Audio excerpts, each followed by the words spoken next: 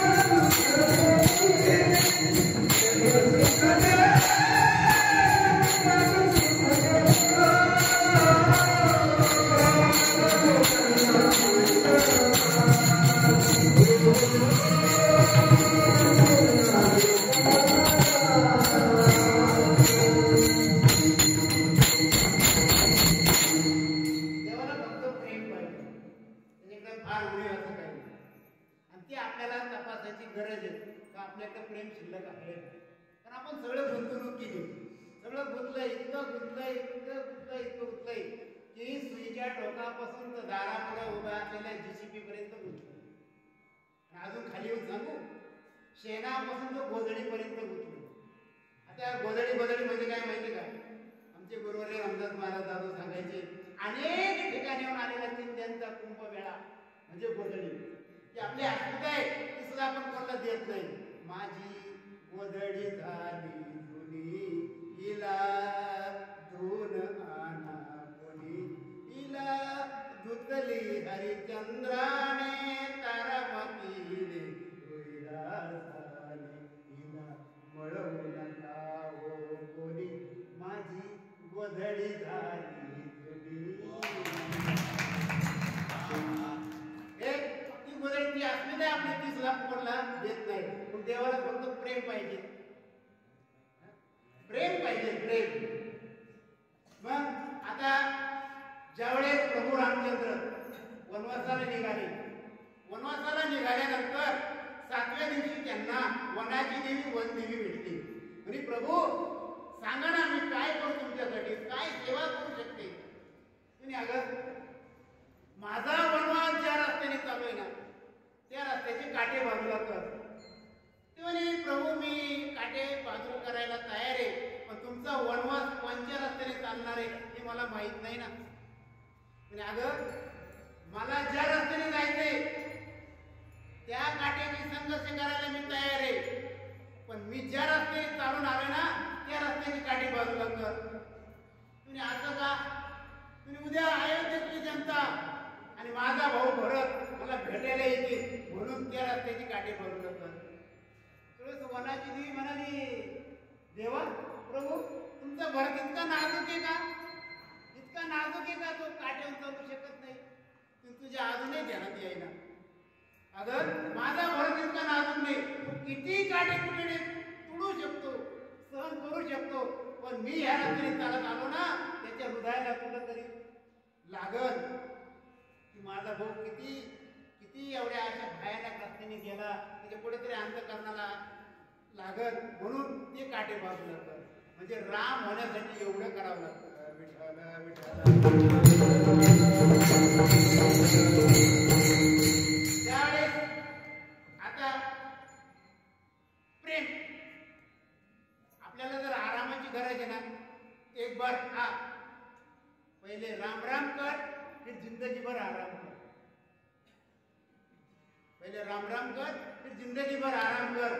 त्या प्रभू रामचंद्र सांगायला ज्यावेळेस रावणाला सगळे लोक त्याचे गेले सेवक आणि म्हणायला लागले, रावणा आम्ही प्रभू रामचंद्राला मारणार आहे, सगळे तयारी केली, आम्ही सगळे तयार आहोत, पण तुमचा भाऊ विभीषण त्या रामाची पूजा करतो, शक्य नाही म्हणजे माझा भाऊ असं करणं शक्य नाही. पण चला मग गेल्यानंतर विभीषणाच्या घरापुढं तुळशी वृंदावन होतं आणि तिथं अष्टदल काढलेलं होतं.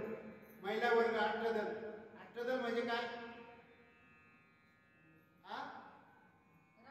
रांगोळी. बरोबर, रांगोळी काढलेली होती. आणि रावणाने विचारलं, विभीषणा हे काय? म्हणजे रांगोळी. ते समजत तरी मला, पण त्याच्यामध्ये काय लिहिलं? म्हणजे तुमचं प्रेम आहे दादा. माझं प्रेम नाही, माझं वैर येतो. म्हणजे नाही ना दादा, तुमचं प्रेम आहे. म्हणजे तुम्ही राम म्हणजे रावण, म म्हणजे मंदोदरी. काय म्हणलं ते?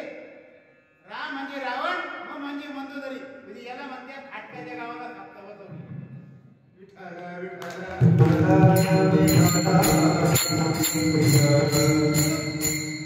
भावनेने प्रेम भावनेवर चालतं.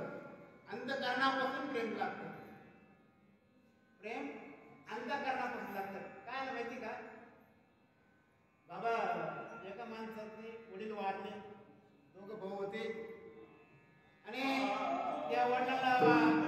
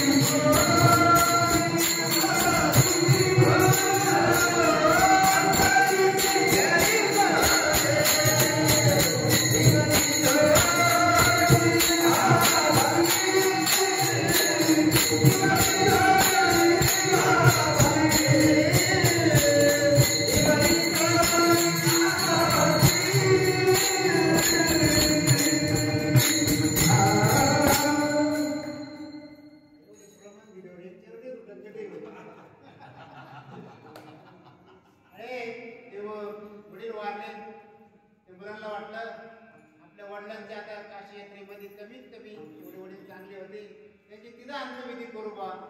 कारण त्यांचे वडील खूप चांगले होते, कधी लोकांचे लग्न करून चांगले होऊ दिले नाही, सप्ते चांगले होऊ दिले नाही, कारण तो वडील खूप चांगले होते. कधी सगळे लोकांचे बांध पोरले, सप्ते कधी सुईचे होऊ दिले नाही, वडीलच चांगले होते त्याने.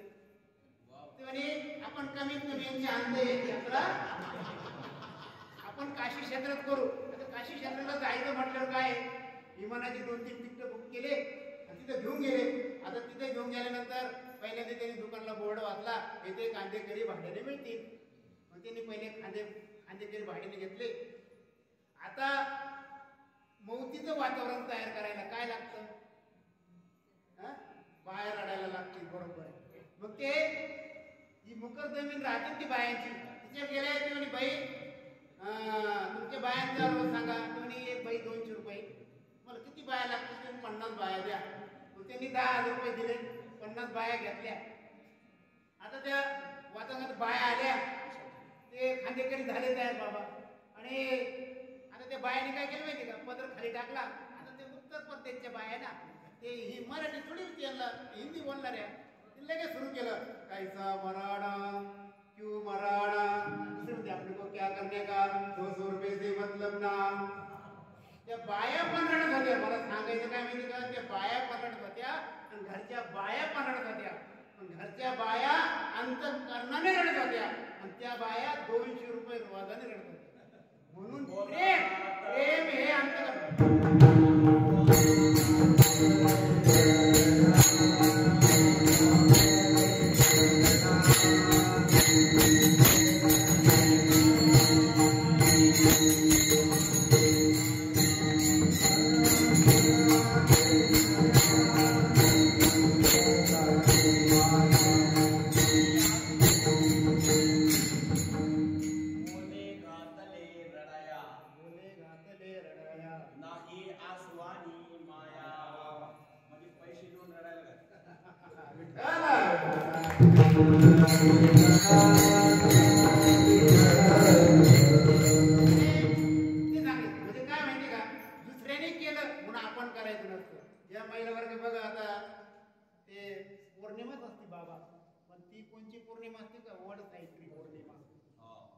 वडाची पूजा करायला जाताना बाया एकदम व्यवस्थित सजून नाचत मस्ती वगैरे एकदम सजून जातात.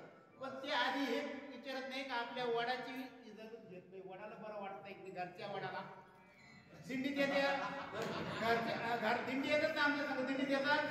घरच्या वडाची जर इज्जत असली, त्याला जर बरं वाटत असलं तर त्याला मन दुखून नका नाही येऊ. आधी त्याला पाहा ना, घरच्या वडाची पाहा ना, बाहेरच्या वडाची पूजा करायला. आणि वडाची पूजा करतात. एक बाईने विचारलं का बरं, म्हणजे 7 जन्म हाच नवरा भेटावा. एका बाईने लगेच नवरा सांगितलं आज आपल्याला फारकत लागत नाही. का बरं, ती मला एखादा सांगितलं 7 जन्म पूर्ण झाले, 8 होता बरं का. आणि काय आलं माहिती का, आता मला सांगायचं राहिले पूजा. एका बाईने काय केलं, एक व्यवस्थित साडी वगैरे घातली, एका हातामध्ये तांब्या आणि ताट पूजेचं घेतलं आणि चालली. चालल्यानंतर काय झालं माहिती का, तिच्या पाठीला आली खाजव. काय आली खाजव. आता इथं मला जर खाज आली, म्हणून उद्या खाजू चालेल का, लगेच खाजावं लागते. आता तिला वाटलं हे भूमाता आहे, या भूमातेवर जर हे ताट ठेवलं अशक्य नाही. मग तिने काय केलं माहिती का, खाली ताट नव्हतं, ते ताट असं तांब्या असा आपल्या ABCDचा तो पोल असतो ना सिमेंटचा, तो पोल बघितला आणि त्या पोलला अशी पाठ खाजवली. आता काय झालं, ती पाठ खाजत असताना बाकीच्या महिलांनी बघितलं.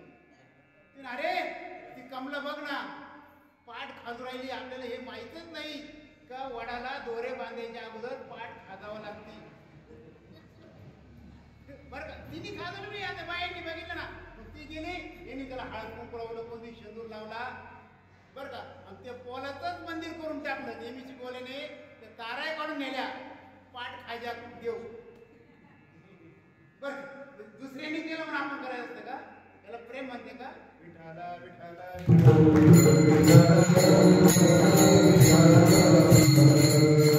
प्रेमाने. तुकाराम महाराज म्हणतात, जे तुम्ही लय घाई करू नका, लय कमाईच्या मागे लागू नका. कारण किती जेवढं कचरा ते तेवढंच मिळणार आहे. तुम्ही किती कमवलं ना, आता आपले मराठीत म्हणे बघा बाबा, किती झाला धरधारा दोन्ही पाय बरोबर. तुम्ही किती कमवलं पण तुमच्या कचरा तेवढंच मिळणार आहे. आता या म्हणी काय काळानुसार काहीतरी बदलल्या पाहिजे बरं का. घरोघरी आता नाही ना, आता म्हणा ना घरोघरी उज्ज्वला गॅस, आता कुठे तू राहिलं आहे की नाही. लहान मुले जेव्हा घरची फुले आणि मोठे मुले शक्यतो निळू फुले. म्हणजे म्हणी बदलले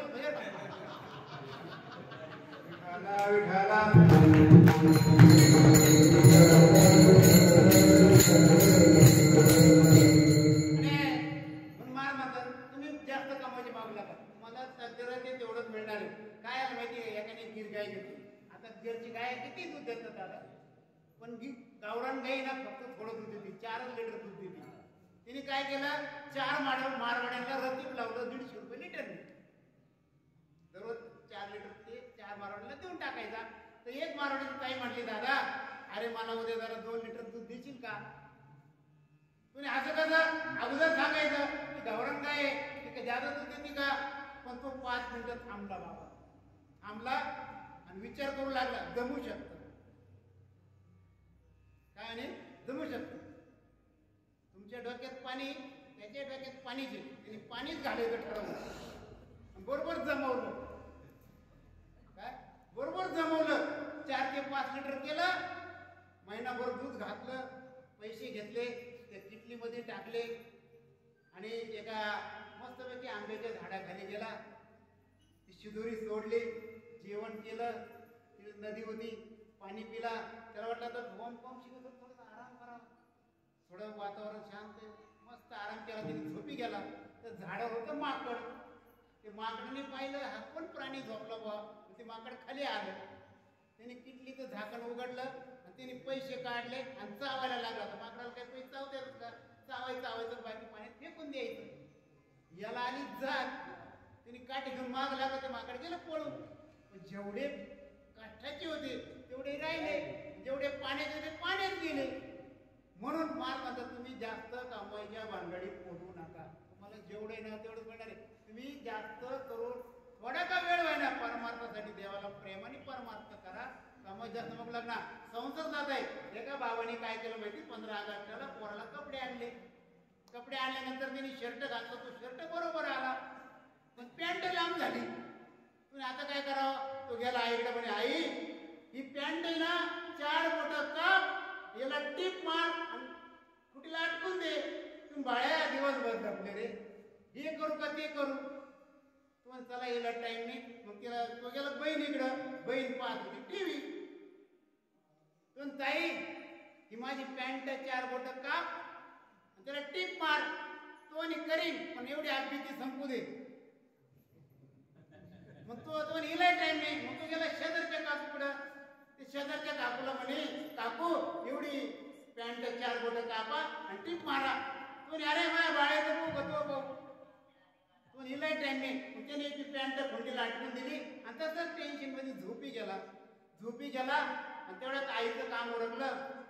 शेवटी ती आई आहे, कळवळायची जाती, घरी लाभावी जाते ती बरं का. ती शेवटी आई आहे, तिला वाटलं पोरगा आपल्याला नाही सांगणार, मग कोणाला सांगणार. मग तिने खुंटीवरची पॅन्ट काढली, 4 बोटं कापली, तिला टीप मारली, ठेवून दिली. तेवढ्यात आपली ती संपली. बहीण म्हणे, दादा आपल्याला नाही सांगणार, मग कोणाला सांगणार. मग ती गेली, तिनं पॅन्ट काढली, 4 बोटं कापली, टीप मारली, ठेवून दिली. तेवढ्या शेजारची काकू म्हणती, आपलं कायम काम ऐकत, विना सहकार नाही उद्धार. आपणही त्याचं काम ऐकलं पाहिजे. ती गेली, तिनं पॅन्ट काढली, 4 बोटं कापली, टीप मारली, ठेवून दिली.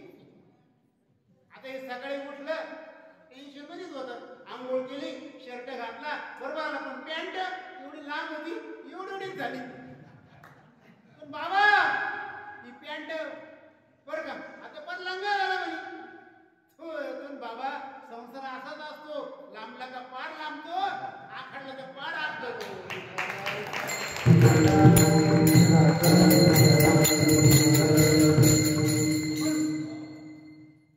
मला काय देवाचं प्रेमाने घेतो. आता काय झालं बाबा, एका मनुष्याचा बरेच वर्ष गेले, त्यांनी भरपूर दवाखाने केले, तिकडे गुजरातला जाऊन आला, पण त्याला काही मूल बाळ झालं नाही. तो म्हणे काय नाही, बायकोला सांगितलं आपण आहे ना आता मूल बाळ होत नाही ना, आता एन्जॉय करायचा, काय सोडून द्या, आता होणार नाही, एन्जॉय करायचा. मग त्याने काय केलं माहिती का, तो आपले नाव बदलू म्हणे आपण, विठ्ठल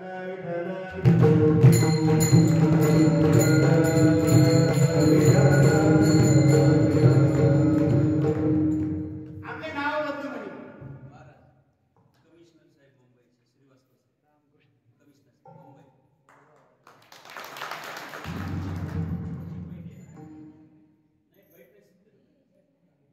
श्रीवास्तव साहेब कमिशनर साहेब बाहेरच्या राज्यातले पण मुंबईत असतात. आणि आदित्य मॅडम माझं तसंच भाग्य एवढे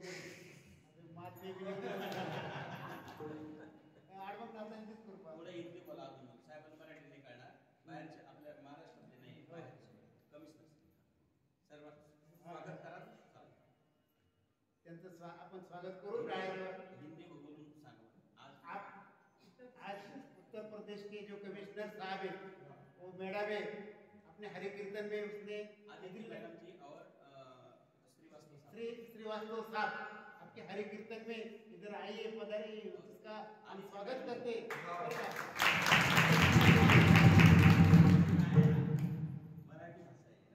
हमारे बोलते ना, चले आओ जी पवन कुमार हमारे हरि कीर्तन में आए.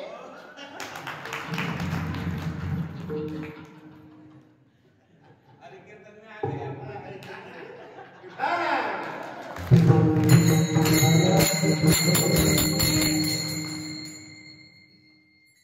तुझी महाराज त्या काय माहिती का, त्यांनी नाव बदलले. ते नाव काय ठेवलं माहिती का, माणसाचं नाव ठेवलं लाडू, त्या बाईचं नाव ठेवलं जिलेबी. त्यांच्याकडे ते शेतकरी होते, त्यांच्याकडे एक बैलजोडी होती. त्या बैलजोडी होती ना, दोन बैल होते त्यांच्याकडे. तिने एका बैलाचं नाव ठेवलं पाहुणा आणि एका बैलाचं नाव ठेवलं चाबू. बरं बाबा, दोन बैलांचं नाव बदलवले. इकडे सारखं महिला होतं काय पुरुष मंडळासारखं ऍडजस्ट करून ऍडजस्ट का बसून घ्या दादा पुढे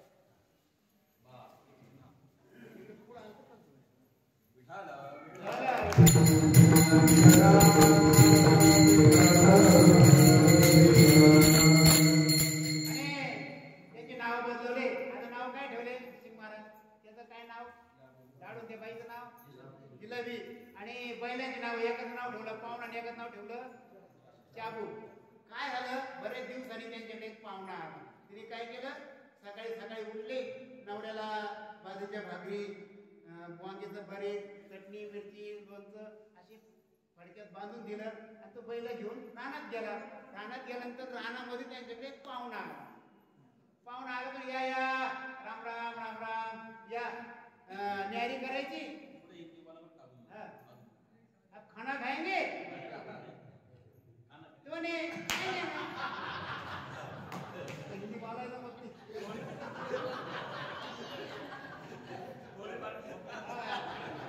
ते म्हणे जेवण करता, कोणी करतो ना, मग ते म्हणे इथे जेवते का घरी जिलेबीकडे जात्या.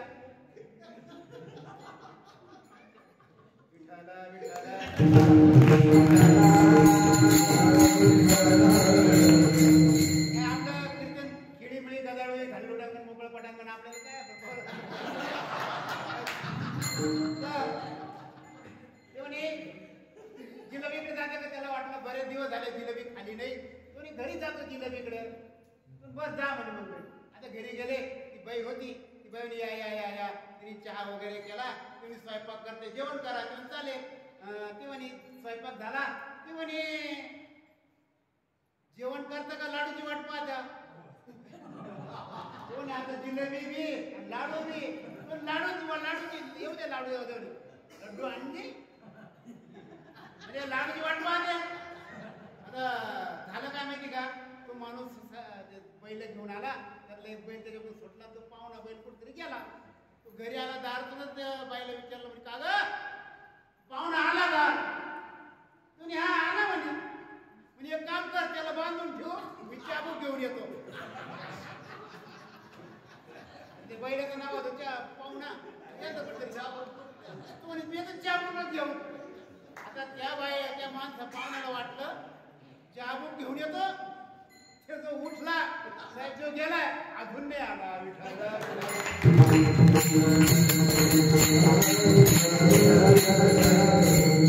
मला सांगायचं काय, फक्त नाव बदललं एन्जॉयसाठी, तरी एवढा गोंधळ झाला.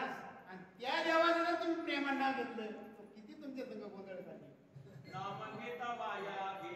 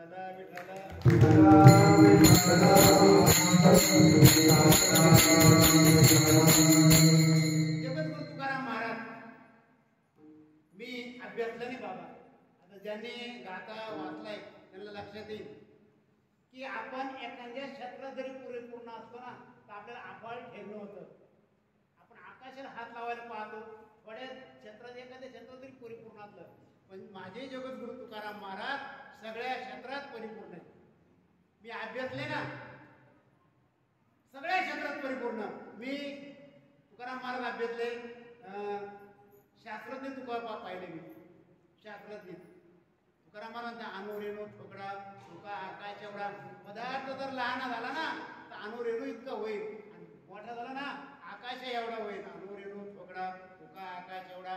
मी जे तुकोबा पाहिले, जे काय केलं, जे पाहिले ते म्हणत्या तुकाराम म्हणता, अरे तुम्ही पैशासाठी प्रेमासाठी हिंदू धर्म बदलताना असा आपल्याला हिंदू धर्म शिल्लक राहील का? तुम्ही हिंदू धर्म बदलू नका म्हणून ते लगेच निकाल देऊन टाकता. धर्माचे पालन करणे पाखंड खंडन. तुम्ही धर्माचं पालन करा, पाखंडेचं खंडन करा. मी जगद्गुरु तुकाराम महाराज वकील पाहिले, वकील. तुका म्हणे मज कळते चाचणी बडबडीची वाणी अठवासा.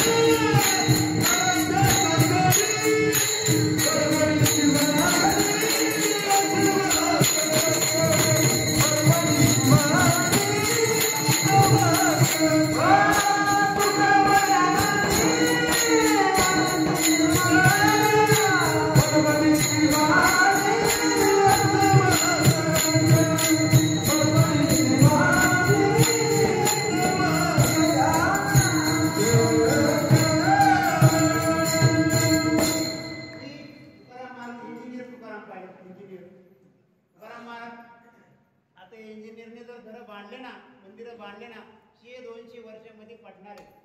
पण तुकाराम महाराज म्हणतात आम्ही घर कुठं बांधलं? वैकुंठ भुवनी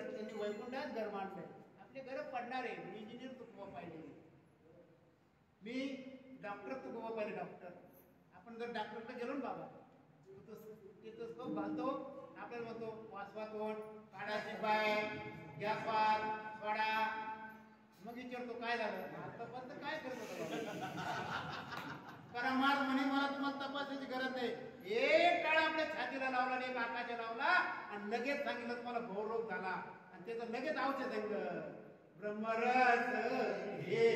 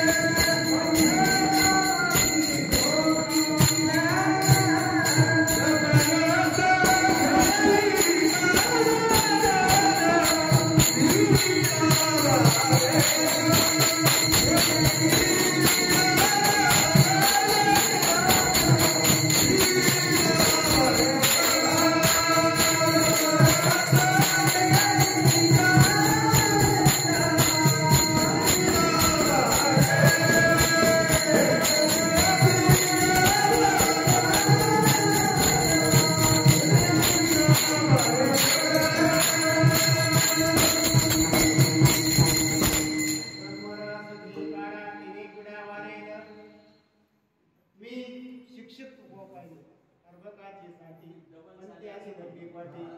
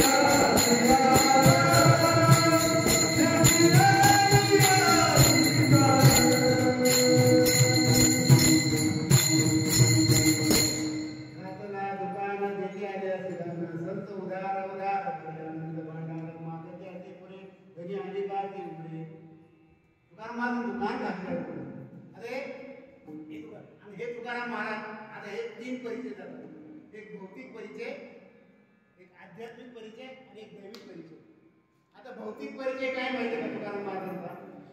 तुकाराम महाराजांचा जन्म झाला देव गावात, लहानचे मोठे झाले, लग्न झालं, लग्न झाल्यानंतर त्यांना संतू नावाचा एक मुलगा झाला, मुलगा झाल्यानंतर बायको पुढे नंतर दुसरं लग्न झालं, दुसरं लग्नानंतर माझ्या गोळ्या आले, 2 मुलं झाले. त्याच्यानंतर त्यांची भावई गेली टाकसारीमध्ये, आई वडील वाढले, भाऊ नाशिकडे प्रसार झाला आणि लहान भाऊ पण्या बायकोला घेऊन सासवडीला राहायला चाकणला गेला आणि दुकानाचं दिवाळा निघालं दिवाळ. आणि मग हे झाला भौतिक परिचय तुकाराम महाराजांचा. आणि दैवी परिचय तुकाराम महाराज भागचंद डोंगरावर गेले, त्यांना देवाचा साक्षात देव त्याला तिथे भेटले. 15 दिवसा माझी साक्षात्कार झाला, विठोबा भेटला निराकार. त्यांना देवाचा साक्षात्कार झाला, देव तिथे भेटले. हा झाला दैविक परिचय. आणि आध्यात्मिक परिचय आज अभंगाला घेतलेल्या पहिल्या चरणात सांगता आहे.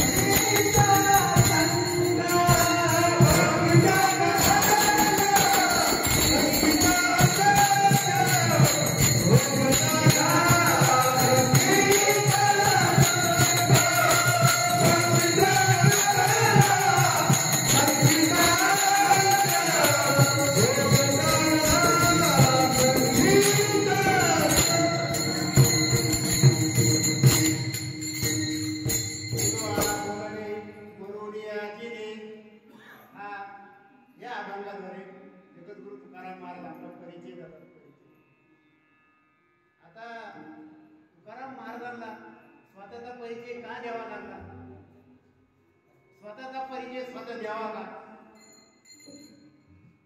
परिचय स्वतः द्यावा का? कारण मी महाराज आहे, तुम्ही म्हटलं तर मला बरं वाटतं. मीच महाराज म्हटलं कसं होईल? मोठ्या माणसाला मोठं म्हटलं की त्याचा मोठेपणा संपतो. जगद्गुरु तुकाराम महाराजांना परिचय का द्यावा लागला स्वतःचा? का ज्या वेळेस दादा लोकांना आपला महत्व कळत नाही ना, तेव्हा परिचय द्यावा लागतो. बरोबर नाही बाबा? आपलं महत्व जर लोकांना कळलं नाही ना, मग आपला परिचय द्यावा लागतो. काय माहिती का? मी आता नीट दंडाव भाजीच्या देठाला, कुंकवाच्या बोटाला, चहाच्या बोटाला कधीच नाही म्हणलं. काय म्हणलो मी? भाजीच्या देठाला, कुंकवाच्या बोटाला आणि चहाच्या बोटाला कधीच नाही म्हणले. एका बाईने दुसऱ्या बाईला कुंकू लावलं, पण तिचा हात पुरला नाही, ते विस्कळलं. तेवढी सर बाजूला तिने करंटा घेतला. काय म्हणतात करंटा? म्हणतात करंट घेतला आणि ते आरशात गेले आणि ती व्यवस्थित कुकू लावलं. आता आरशात पाहून कुकू लावले गैरे का? तिनं का लावलं आरशात पाहून? तिला लावता आलं नाही म्हणून तिने आरशात पाहून लावलं. तसं जगाला तुकाराम महाराज कळलं नाही म्हणून परिचय द्यावा लागला. विठ्ठल विठ्ठल.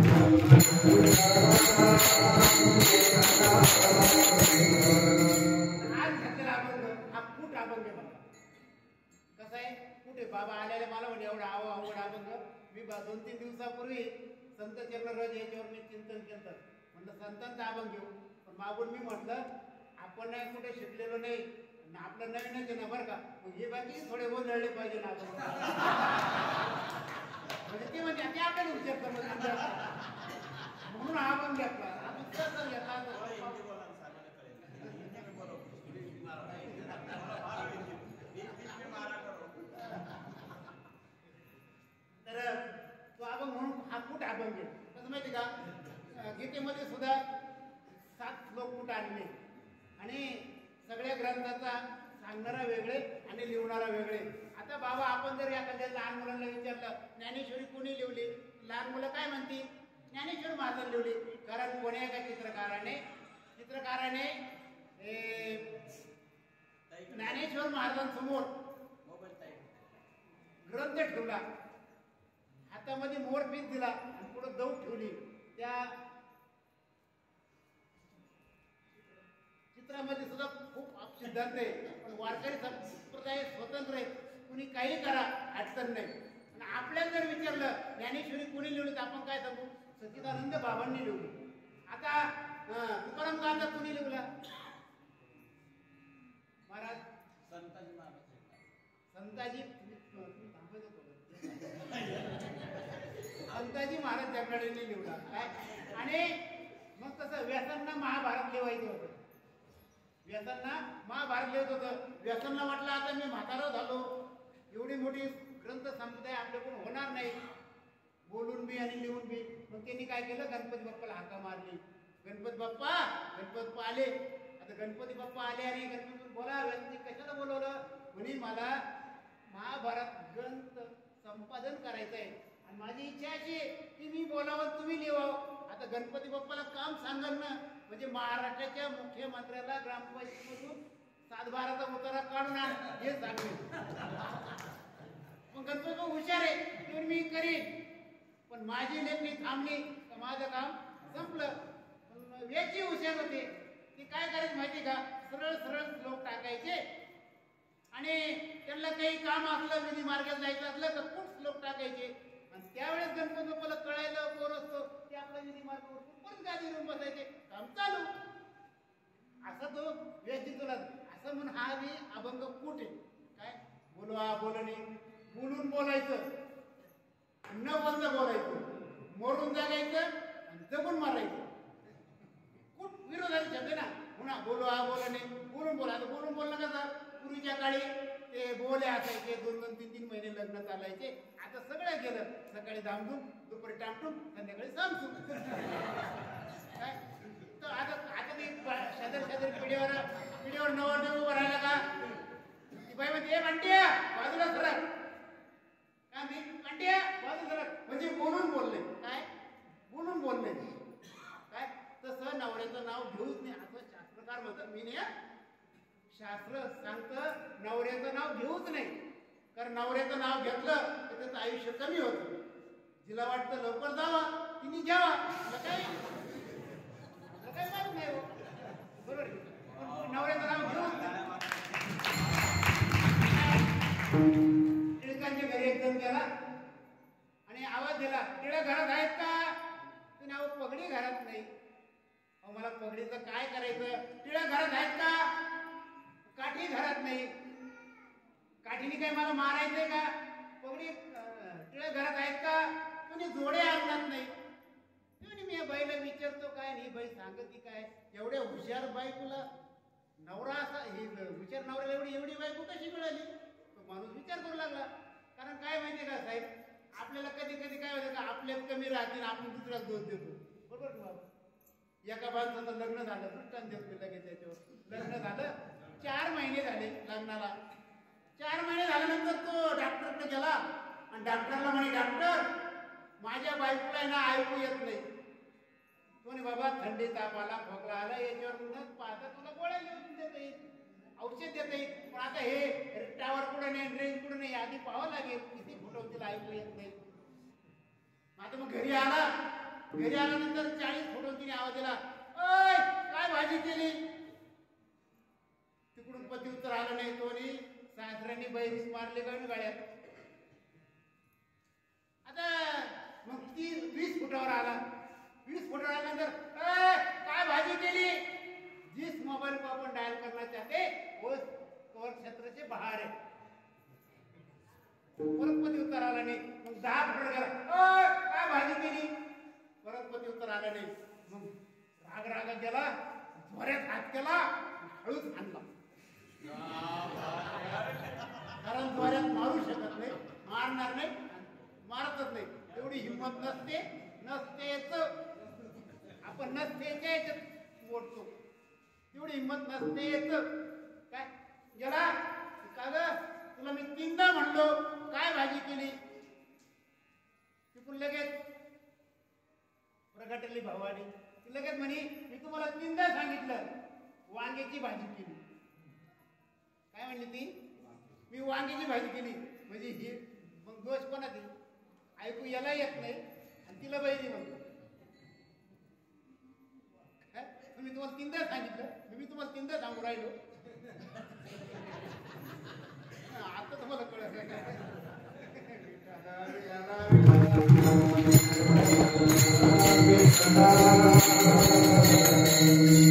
मग जगत तुकाराम महाराज हा कुठं बोललो. बोलून बोलायचं. पहिले झालं बोलून बोलणं. आता न बोलता बोलणे. न बोलता बोलणे. आता काय झालं न बोलता बोलणे. हे धोंड्याचा महिना होता. लेक जावई घरी आले. तसे तुम्ही कीर्तनाला बसलेले. तसे पोळीमध्ये सगळे लोक बसले. बसल्यानंतर त्या मुली तिला विचारायला लागले का ग तुझा नवरा कोणता आहे ग. तुझा नवरा कोणता आहे ग. तो तो तो तो तो केसावाला. ती मान हरवती नाही. तो तो टोपी घातलेला म्हणजे नाही. तो भांग पाडलेला टी शर्ट घातलेला. तिथे ती हाय म्हणत नाही म्हणत नाही. तेव्हा ते बाकीच्या मैत्रिणी समजून जातात हाच तिचा नवरा. तिने बोलून सांगितलं का हे न बोलता म्हणजे न बोलता तिने सांगितले की तोच माझा नवरा आहे. पण बोललं नाही. बोलून बोलले न बोलता बोलले. बोलवा बोलणे मरून याजीने. आता मरून याजीने काय माहिती का. आता आपण इथं बसलो ना. आपण क्षणाला मूर्तीच्या जवळ राहिलो. आता मी शिर्डीवरून निघालो. गाडीमध्ये पेट्रोल टाकलं. गाडी मला पळताना दिसत होती. पण थेंब पेट्रोल संपत होतं हे दिसत नव्हतं. तसं आपण मूर्तीच्या जवळ जातोय हे आपल्याला कळत नाही. आपण मरून जगतोय. पण सत्य महात्मे गेल्यानंतर सुद्धा जिवंत आहे. आता तुमचं नाव काय दादा. वडिलांचं नाव. त्यांच्या वडिलांचं तरी बरीच मदत मारली हो. मग जेवढे सांगता येत नाही बरं का. आता शिवाजी महाराज ज्ञानेश्वर महाराजाला 750 वर्ष झाली जाऊ. कोण आहे आपल्याला. ज्ञानेश्वर महाराज आपल्या आईसारखी वाटते आजही. तुकाराम महाराज पितृतुल्य वाटतं आपल्याला. काय आपल्या त्याचा रक्ताचा संबंध आहे काही. पण ते गेल्याच्या नंतर त्यांच्या नावाने सूर्य उगवत नाही. त्यांच्या नावाने सूर्य माळत नाही. काय ते अजून गेले तरी जिवंत आहे. छत्रपती शिवाजीचा महाराज घेतलं अंगात रग वाटते. संभाजी महाराजांचा आपला काय संबंध आहे. पण आपल्याला आपल्यासारखे वाटतात ते. म्हणून ते आपण जगता मरतोय आणि ते मेल्याच्या नंतर सुद्धा जिवंत आहे. मरून याजीने आसुनी नसणे. आता आसून नसणे. संत दिसतात तसे असतात का. आता बाबा तुम्हाला दिसतात पण तसे आहेत का नाही.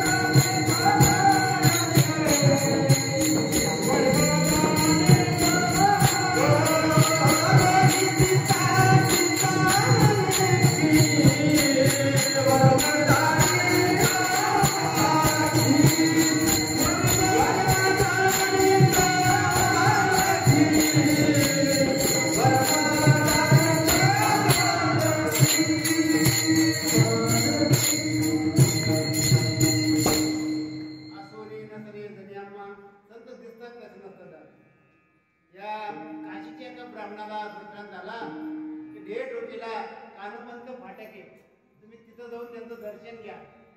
तो ब्राह्मण दररोज दर मुक्काम करत करत करत करत करत डेरोटीला आला आणि त्यांनी बघितलं कानोपंत फाटकाला ते आपल्या मुलांना खेळत होते.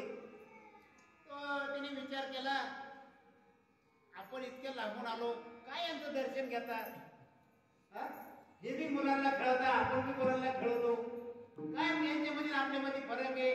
मग ते नाराज झाले आणि परत जायला निघाले. तर परत जायला निघाल्यानंतर काय झालं माहिती का, यांनी आवाज दिला कानोपंत फाटकाने, ओ महाराज, काशीवरून दर्शन घ्यायला आला आणि दर्शन न घेतच निघाला. त्यांना वाटलं मी कशासाठी आलो, यांना कळालं काय तुमचं दर्शन घेता, तुम्ही नातवांना खेळता, आम्ही नातवांना खेळतो, काय फरक आहे तुमच्या आणि आमच्यामध्ये, तुम्ही असं काही का. त्याने ते 2 पोरं घेतले आणि ते समोरच विहीर होते त्याच्यात टाकून दिले. तुम्ही चला बरं आता घ्या देऊन आणि घ्या जेवण करून. तुम्ही आता तुम्हाला सुतक पडलं, तुम्ही राक्षस आहात, क्रूर आहात, पोरांना मारलं, सुतक पडलं, मला हात धुवून घ्या म्हणते, जेवण करून घ्या म्हणता. तुम्ही असं काही आहे का. जसं घरातून आपण मुलांना आवाज देतो ना, तसा आवाज दिला ते मुलं त्यांच्या पैसे पळत पळत आली. मग संत दिसतात तसे असतात का, म्हणून आठवण येत नाही तरी आम्हा. आणि हे महाराज दुसरे चरणात जगदाला संगीता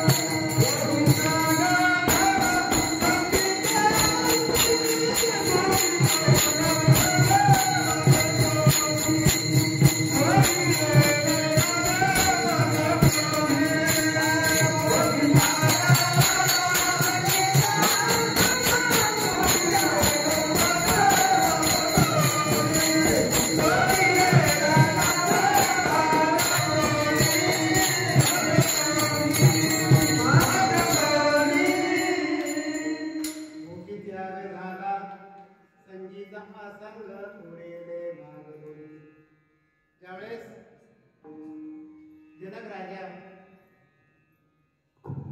यज्ञवल्के कथा सांगत होते. जनक राजा समोर बसलेला होता. तसे आता तुम्ही समोर बसले तसे यज्ञवल्के कथा सांगत होते. जनक राजा समोर बसले होते. पण ते यज्ञवल्क्यांच्या लक्षात आलं की कोणाचंच लक्ष माझ्याकडे नाही.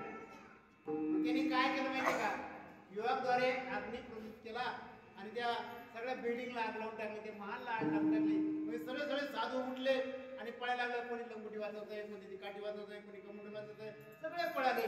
पण जनक राजा एकटाच बसून राहिला. त्यावेळेस यज्ञवल्के म्हणते, अरे जनका तुझा महाल जळून राहिला. कोणी जळू द्या, तो माझा नाही, जो माझा आहे तो जळत नाही. तुम्ही कथा सांगा. तो अग्नी त्याच्या पायाजवळ आला तरी जनक राजा म्हटला नाही. तुका म्हणे अग्नी, तुका म्हणे एक पाय अग्नी माझी पाय जळकत राही ना. अग्नी माझी पाय जळे, अग्नी पायाजवळ आला तरी ते राजा उठला नाही. मग एक जण आला म्हणे, जनका स्वतःला योगी समजतो, तू कसला रे योगी, तू तो भोगी आहे. चांदीच्या सिंहासनावर बसतो, सोन्याच्या ताटामध्ये जेवतो, सोन्याच्या तांब्यात पाणी पितो, तू कसला रे योगी, तू तर भोगी आहे. कोणी असं काही आहे का? एक काम करा, मी योगी का भोगी ते नंतर ठरवू. एक काम करा, माझं राज्य फिरून या. कसं काय ते मला आला सांगा, आल्यावर सांगा. म्हणजे कसं म्हणे ही समय आहे, ही डोक्यावर घ्यायची आणि सगळं राज्य फिरून यायचं. पण फिरत असताना समाईतलं एक थेंब तेल जरी सांडलं तर मी तुमचं शिर शेत करून टाकीन. समय त्या माणसाच्या डोक्यावर दिली तर सगळं राज्य फिरून जनकापुढे आला. म्हणे जनकापुढे आल्यानंतर जनक म्हणे, काय हो आमचं राज्य कसं वाटलं आमचं राज्य. तुम्ही जनका खरं सांगू माझं राज्य पाहण्यावर लक्षच नव्हतं. माझं लक्ष कुठं होतं, बरोबर केल्यावर होतं. तसं तो राजा म्हणे, अरे तुम्हाला जरी मी इथं ध्यान दिसत असलो पण आत्मेने त्या परमात्म्यापाशी म्हणून भोगी त्याग झाला. संगीचा प्रसंग तोडी येले लाग. आता संग कोणाची करावा. ते सैराटाच्या खाली जर उभं राहिलं तर वेगळे विचार येतात. कल्पतरूच्या झाडाखाली उभं राहिलं तर चांगले विचार येतात. आता मंथिराने काही हिची संगत केली पण परिणाम रामायण घडलं. आता ज्यावेळेस राम राजा व्हायचा त्यावेळेस मंदिरात पळत आली आणि काही का सांगली, राणी साहेब उद्या राम राजा होणार. ती लगेच गळ्यातला हार काढला आणि तिच्या अंगावर फेकला. तिनं तेवढ्याच पिढणी माग फेकला. आता ज्यावेळेस बरं का असं असतं ना, आपण म्हणतो ना विकते कपडे विकते लोक नफा ना तोटा सगळं सांगायचं पण सगळं नफा जास्त समजायचं. तेव्हा तिने माग फिरकावला ना, तेव्हा ती म्हणे तुला मी काय अशी वाटले का काही घेणारी. अगं मी तुझ्या संग हुंड्यात आले, तुझाच विचार करणार. उद्या राम राजा झाल्यावर तुझ्या भारताचं काय तुला दिलं पडलं. म्हणजे संगीचा परिणाम काय झाला, रामायण घडलं. संगीचा संघ म्हणून संगत चांगल्या संघ करावा. काय मी सांगितलं संघ आम्ही आता बाबा आता मी माझं कीर्तन प्रवचन करणं हा आपला काही व्यवसाय नाही. आपण कुठे संस्थेत शिकलो नाही पण आम्ही अशा मोठ्या संतांच्या संगतीत आलो. आणि पात्राच्या महाराजांना माहिती आहे आपल्या घरी आलेले गयांच्या संगतीत आलो आणि माईकवर बोलणं एवढं सोपं नाही. चार चौघात वाटेवर बसून बोलणं वेगळं पण माईकवर बोलणं वेगळं असतं. आमच्या सुरुवातीला मांड्या विठ्ठल म्हणायचं, थोडं बोलायला लागलं. आता काय किती पब्लिक असलं तर बोलू शकतो, तसं काय आजवर का. अरे म्हणून संगीता संघ ही संगत कोणाचं करा. आणि म्हणून तुकाराम महाराज म्हणतात ज्या खुणा होत्या खुणा आम्ही पुसल्या. आम्ही आता मला त्यांची पुन्हा आदेश दिलाय आवरा म्हणून आपल्याला एक तर पुढे वाढवायचं नाही बरं का. आपल्याला आदेश झाला की लगेच स्टॉप होईल. पहिला गिअर टाकून पहिला लगेच डायरेक्ट काय करेल बरं का. ते पण आवाज आला म्हणून आपल्याला सरळ सांगायचं आहे. त्यांनी ते खुणा पुसल्या बरं का, ते खुणाच पुसून टाकल्या. त्यांनी सगळं आहे असं नसं ते असं ते सांगून टाकलं. म्हणजे खुणा ते पुसून टाकल्या.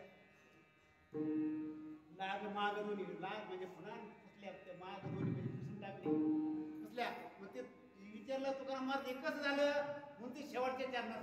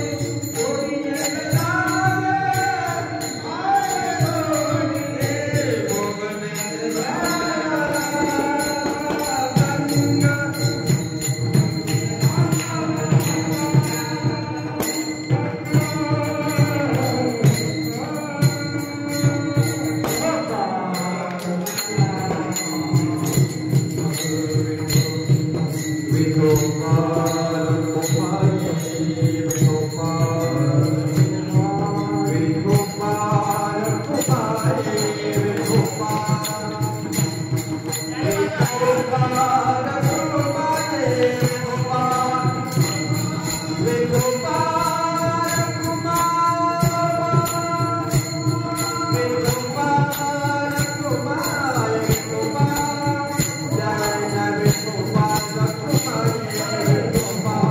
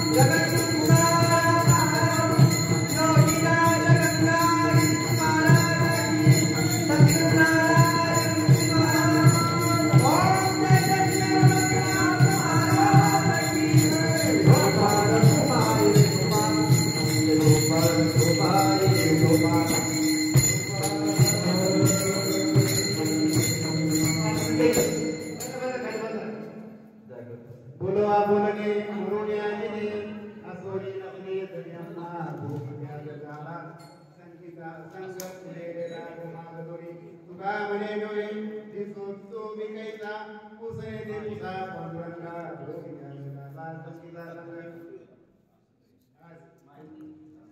आपल्या आडवणाच्या या पवित्र भूमीमध्ये मला जसं गुरुवारीने बाबांनी बुद्धी तसं बोलण्याचा प्रयत्न केला माझं चुकीचं असलं ते माझं मला माफ करा सांगा तेवढंच घ्या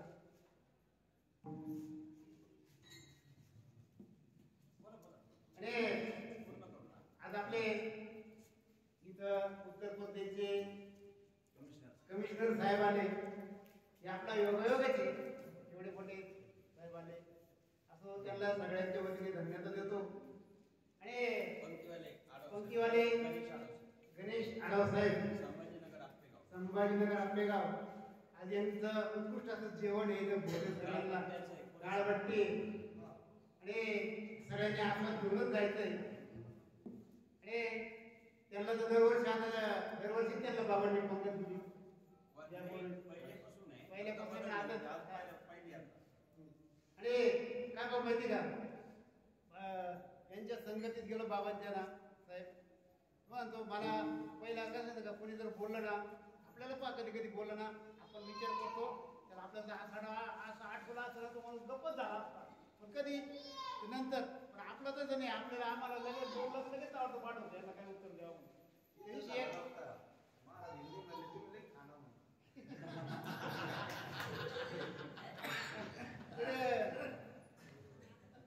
ते लगेच एकदम मला बाबा आला मला म्हणे का महाराज लग्नाच्या अगोदर हळद कम लावतो मी फक्त 2 मिनिटं घेतो मला सांगायचं उत्तर कर बरं का आता हळद कम लावतं त्याला मी म्हणलं बरं का माणूस गोरा दिसावं चांगला दिसावं म्हणून लावतात म्हणजे नाही गोऱ्या माणसाला हळद लावली का तो दिसतो गोरा पण काळ्या माणसाला लावली तो जांभळ्यासारखा दिसतो बरं का मी म्हणलं मग त्याला मी म्हणलं मग मी त्याला म्हणलं याला उत्तर द्या मी म्हणलं आपण मुका मार लागलो काय करतो हळद जायचो म्हणलं मग कुठं मार खायची तयारी नावच राहतो बाबांनी लावून नाही